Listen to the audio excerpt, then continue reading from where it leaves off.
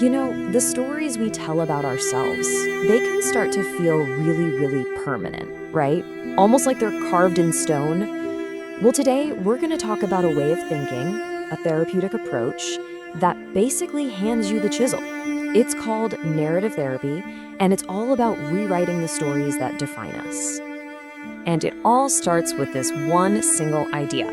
Seriously, if you remember nothing else, remember this. The person is not the problem is the problem.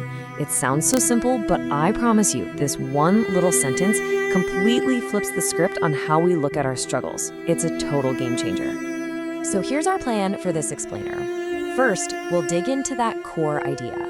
Then we'll walk through the process step by step, externalizing the problem, finding what are called sparkling moments, and then the really cool part, reauthoring your life story.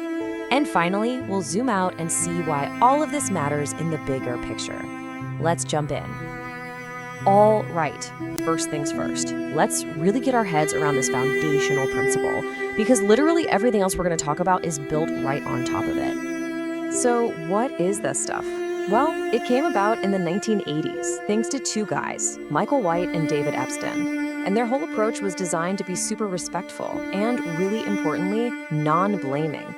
The core belief here is that you are the expert on your own life. The therapist isn't some all-knowing guru there to diagnose you. They're there to help you untangle yourself from your problems. And that's the key shift right there. Instead of looking for what's wrong with you, the focus moves to what has happened to you. It's about looking at your experiences and, crucially, the stories and the meaning that you've built up around those experiences over time. Which brings us to the... You're not even real, bro! In narrative therapy, we separate the person from the problem, and clearly this little gremlin is the problem. Exactly, lil bro. First big technique. I mean, it's one thing to say you're not the problem, but how do you actually start to pull the two apart? Well, it all begins with a process called externalization. Just think about how we talk. We have a habit of fusing our problems right into our identities. We don't just say, I'm feeling a lot of anxiety lately. Nope. We say, I am an anxious person. We claim it. It becomes part of our job description. For some, it might be that voice of self-doubt, you know? The one we could call the critic. Now check this out. This slide shows the incredible power of just changing a few words. Look at the difference.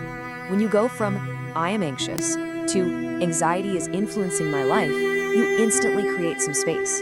All of a sudden, anxiety isn't you. It's this thing. This external force that's having an effect on you. And if it's separate from you, you can have a relationship with it. You can even start to push back. So in therapy, this usually breaks down into 3 steps. First, you give the problem a name. Let's stick with the critic. It's no longer just a feeling, it's an entity. Second, you map its territory. How does the critic show up? How does it impact your work, your friendships, your sleep? And then third, you and the therapist basically team up. It's you two against the critic. So, once you've named the problem and put it outside of yourself, the next move is to start undermining its power. And you do that by becoming a detective, actively searching for evidence that proves the problem's story isn't the whole truth.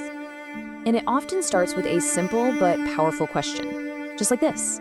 When was a time that the critic was shouting but you didn't listen? When did anxiety try to take over but you did the thing anyway?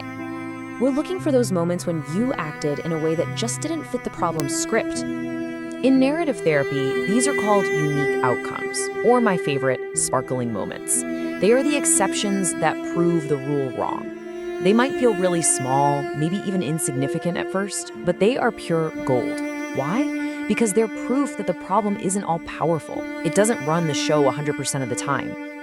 And these moments can be literally anything. Maybe it was that one afternoon you felt totally calm during a crazy week, or a time you chose to just walk away from an argument. Or that one time you spoke up, even though the critic was screaming at you to stay silent. By themselves, they might seem like nothing, but when you start collecting them, well, they become the building blocks for a whole new story. Okay, so finding these little sparkling moments is one. Dude, who hired you? You never fired me. Your story is not fixed. The Ritter? They can be replaced. Best rewrite ever. One thing. But the next step, this is where the magic really happens. It's about taking those moments and weaving them together to write a new story. This is reauthoring. See, the goal isn't just to have a list of exceptions. The goal is to connect the dots between them, to build a new narrative about who you are that's just as real and, frankly, a lot more interesting than the old problem-focused story. It's about creating a story that's richer, more complex, and more in line with the person you actually want to be. And what's really cool is the therapist's role here. They're not the expert telling you what your new story should be. They're more like a co-author, or maybe an editor. They come from what's called a not knowing stance, meaning they're genuinely curious. They ask questions to help you uncover the details and flesh out this new preferred story. And to help make this new story feel solid and permanent, therapists will often use things called therapeutic documents. This sounds formal, but it can be really creative.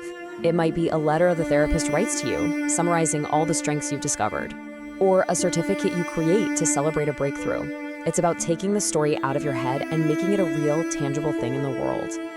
Okay, so we've walked through the personal journey, but narrative therapy isn't just about one person in a room. It actually has a much bigger, broader impact. Because when you start looking at how stories are built, you can't help but notice the larger cultural stories that we're all swimming in. You know, the often negative and limiting stories our society tells us about mental health or success or failure. It helps you realize that your personal critic probably didn't invent all its material. It's often just repeating lines it learned from the culture around us.